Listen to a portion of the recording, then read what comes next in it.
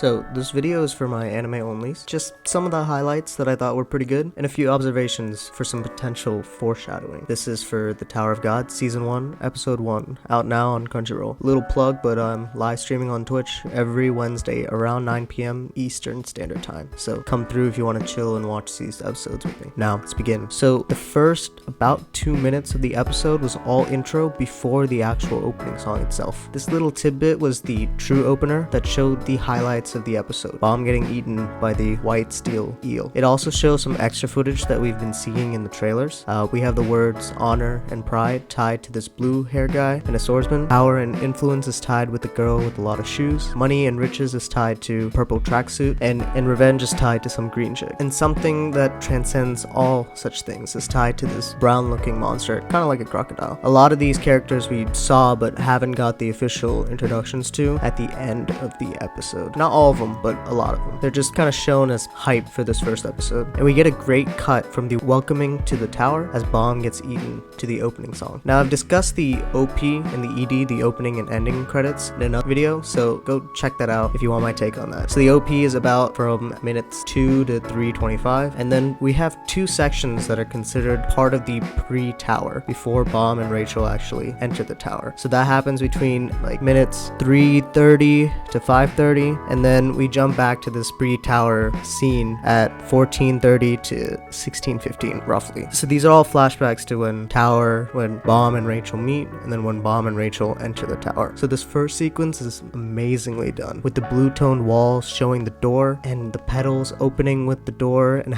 opening up to Bomb and Rachel. It's beautifully done. It's amazing. The slice of red when they're on top of each other just adds to the ambiance so well. I love it. The red petals and Rachel disappearing into the light got me so hyped because it's the start for a long journey, and it's all because of Rachel. The hand reaching in to pull Bomb into the tower was actually a really good touch. I liked it. So this is all pre-tower stuff, and then this next section, which is from 5 minutes 30 seconds to 14:30, and then after that pre-tower thing 16:15 to 19:40. So that's all floor 1, and we get the first test, the ball. The wall paintings look really good, and just backgrounds and the ambiance of this entire episode is wonderfully done. With the cage, kind of looks like a green water area for the eel. Kind of looks like an aquarium, little pet that Hidon has. It looks to be implied that Rachel was already here before Bomb, as she did enter the door before him. And I love how the test intros always starts with the rules are simple, but in reality the execution is very hard, as we saw in this first test. Bomb freaking out about the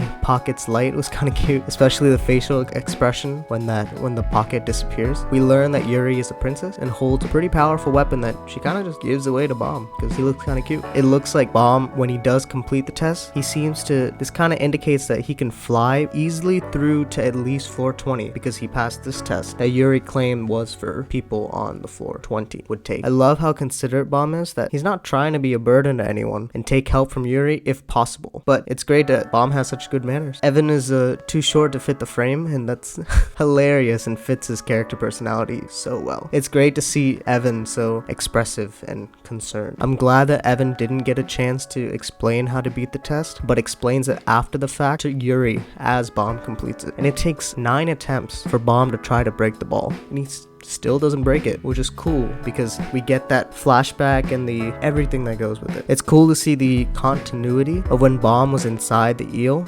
because the tongue was cut off by the Black March, and we see that when the eel wakes up and goes in for the kill by opening its mouth, you see part of the the tip of the tongue is kind of missing. The Black March almost looks like a summoning, as it has enough power to knock back the eel completely over to the other side of the cage. And Bomb's true intentions are spoken. He doesn't care one bit about this tower. He's just trying to get in, find Rachel, get out, and that's all his plan is. It's interesting to see how similar the Black March and Yuri are, because they're just looking for cute boys.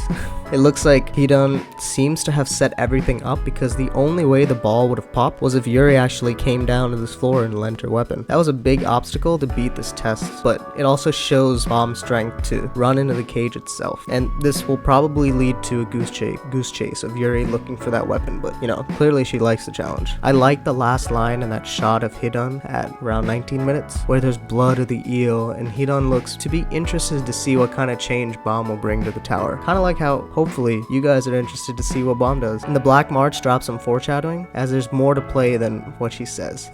When she says that things are not exactly as they are. Or were. People change with new experiences, and it could happen here as well to Rachel. You know, she's spending time apart from Bomb. Maybe she likes it, maybe she doesn't.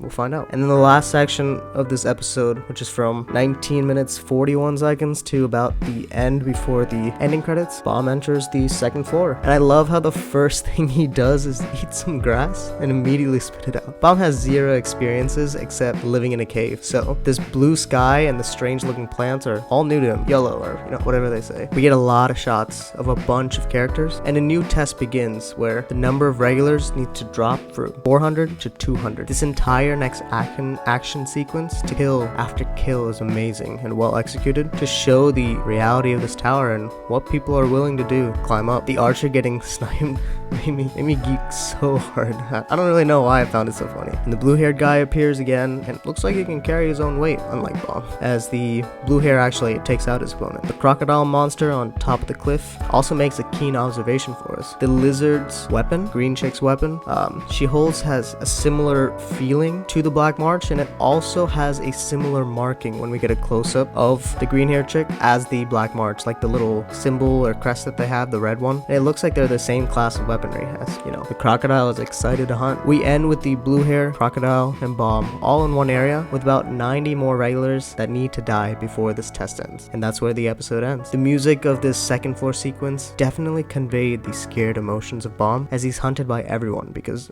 he looks weak, and frankly he is weak. I believe Kevin Henkin is the one that does the music for all these episodes, so the music hit on point to add suspense where and when it was needed. And then the ending is from like 24 minutes to the end, which I think the end of the episode goes to 25 minutes 24 seconds or something like that. But I already had another video and we talked about the opening and ending there, so again, check that one out. That's all for this video. It's a quick wrap up, quick highlights, get a little summary, get us excited for the next episode. If you get a chance, subscribe to get access to these reviews every week. My social media can be found by searching Inspirational on YouTube, Instagram, Twitter, and Twitch. Shout out to my designer. You can find his work on Instagram at JatinV_photography. Shout out to my editor. You can find him on Twitter at YoungObesity. See you all next time.